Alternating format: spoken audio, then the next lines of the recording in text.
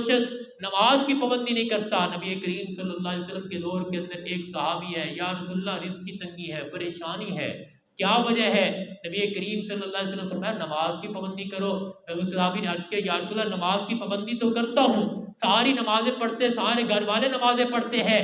नबी करीम सल्लल्लाहु अलैहि वसल्लम फरमाया फिर ऐसा करो कि अपने घर के दरवाजे पर पर्दा लटका दो। वो पर्दा लटकाया गया, रिज़्क़ की तंगी खत्म हो गई, सारी परेशानियां खत्म हो गई। किसी दिन के बाद वो सहाबी आते हैं, या रसूलल्लाह बात समझ के अंदर नहीं आई कि मैं नमाज पढ़ता था, मैं आपने फरमाया कि पर्दा डाल दो, मैंने जैसे ही पर्दा डाला ये सारी मुसीबतें, रिज़्क़ की तंगी खत्म हो गई।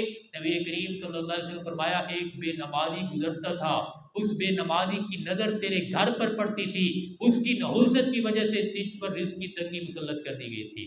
फरमाया एक बेनमाजी की नहूसत 40 घरों तक जाती है। जो 40 घर ही बेनमाजी हो मोहल्ले के अंदर, 40 के 40 घर, 50 के 50 घर, 100 घर सुबह की नमाज के वक़्त उनका दरवाज़ा ना खुले नमाज के लिए, तो फिर कहाँ से बरकतें आएंगी? फिर पूरे मोहल्ले पर मुसीबतें और परेशानियां, रिज़्क़ की तंगी आएगी, यही फसाद होंगे, यही झगड़े होंगे, यही मईशत की तंगी होगी। हमने कभी सोचा ही नहीं है कि अजान हो गई है। नबी करीम सल्लल्लाहु अलैहि वसल्लम क्या फरमाया जो मुअज्जिन की अजान की आवाज़ को सुनता है फिर मस्जिद के अंदर नहीं आता, फरमाया इसका ये अमल सरासर कुफ्र है, जुल्म है और निफाक है। ये मोमिन की शान ही नहीं है कि वो अजान की आवाज़ उसके कानों के अंदर जाए, वो मस्जिद के अंदर ना आए, ये मोमिन की शान नहीं है।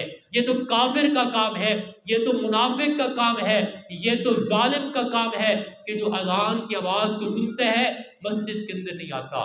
कितनी बड़ी नहूसत की बात है। नबी करीम सल्लल्लाहु अलैहि वसल्लम फरमाया आदमी पूरी रात सोया रहता है, पूरी रात उसको नींद नहीं आती, पूरी रात वो करवटें बदलता रहता है, बेचैनी की हालत के अंदर होता है। जैसे नमाज का वक़्त होता है, उठने का वक़्त होता है, शैतान आता है, उसको दबाने लग जाते हैं, उसको दबाते हैं, उसकी खिदमत करते हैं, आदमी को उस वक़्त सुकून आने लग जाते हैं कि अभी सोया रहे, अभी वक़्त पड़े, अभी सोया रहे, फिर नमाज पढ़ लेगा। फरमाया शैतान उसको दबाता रहता है, उसकी खिदमत करता रहता है, वो सुकून के अंदर सोया रहता है।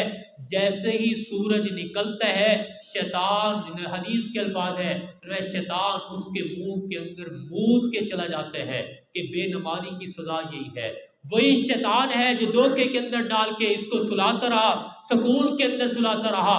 वही शैतान है जब सूरज निकलता है, फरमाया इतना नहुस्ती है ये आदमी बेनमाजी, इतना बदबख्त है, फरमाया कि शैतान इसके मुंह के अंदर पेशाब करके चला जाता है कि तेरा अंजाम यही है, तेरी किस्मत के अंदर यही मूतना है, ये पेशाब है।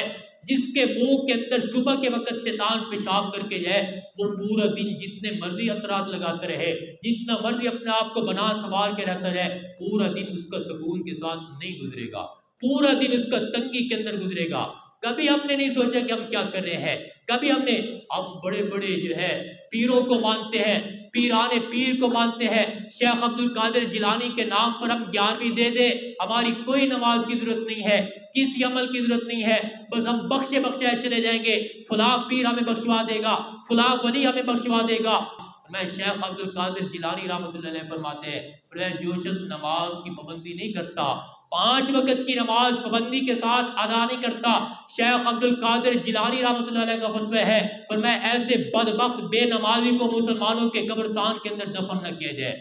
अब उसके नाम पर, उनके नाम पर बड़ी ज्ञान में करते हैं, बड़े उनके नाम ले हुए हैं। उनका फतवा कभी हमारे जहन के अंदर आया, फरमाया बेनमाजी हो 100 ऊँटों की कतार हो, शेख अब्दुल कादिर जिलानी फरमाते हैं 100 ऊँटों की कतार हो और 100 ऊँट आखिरी ऊँट के पर मैं खड़ा, आखिरी ऊँट मेरे साथ हो और आखिरी ऊँट मैं 100वां ऊँट वो जो है उसके ऊपर बेनमाजी बैठा हो, अब वो इसी कतार के अंदर आखिरी ऊँट हो, पर मैं उस बेनमाजी की नहूसत पहले ऊँट की वजह से आखिरी ऊँट पर इतनी पड़ रही है कि मैं उस आखिरी ऊँट की लगाम को हाथ लगाने के लिए भी तैयार नहीं हूँ, इतनी नहूसत उस पर पड़ रही है। तो मैं जो बेनमाजी है, शेख अब्दुल कादिर जिलानी फरमाते हैं फला युसल्ला अलैहि, उस पर नमाज जनाजा भी ना पढ़ा जाए, ऐसे बदबख्त का, बेनमाजी का नमाज जनाजा भी ना पढ़ा जाए, तो इतनी सख्त वईद है। कल क़यामत के दिन जब जन्नती जन्नत के अंदर चले जाएंगे, अल्लाह जन्नतियों को और जहन्नमियों का मुकालमा करेंगे, जन्नती जहन्नमियों से पूछेंगे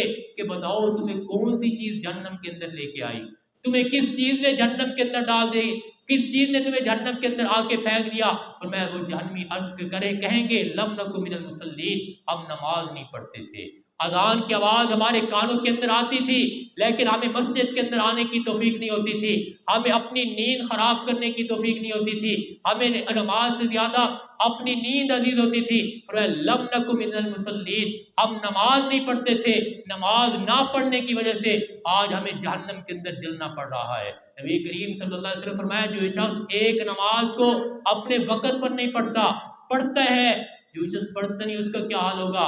फरमाया जो शख्स नमाज को कला करता है, अपने वक़्त पर नहीं पढ़ता, नबी करीम सल्लल्लाहु अलैहि वसल्लम फरमाया 2,85,00,000 साल एक नमाज को कला करने की वजह से जहन्नम के अंदर जलना पड़ेगा। हमारा क्या हाल है? हमने कभी सोचा कि अपने आप को मुसलमान कह रहे हैं, हमारी नमाज सिर्फ रमज़ान के अंदर फर्ज थी, हमारा इस्लाम, हमारी नमाज, हमारा कलमा, हमारा कुरान सिर्फ नमाज के अंदर था? यही हमारी मुसलमानियत है, यही हमारा इस्लाम है कि हमारी नमाजों का हाल, हमारी मस्जिदों का हाल रमज़ान के अंदर भी देख लें, गैर रमज़ान के अंदर भी देख लें, रमज़ान के बाद हमारे नमाज़ों की तादाद देख लें।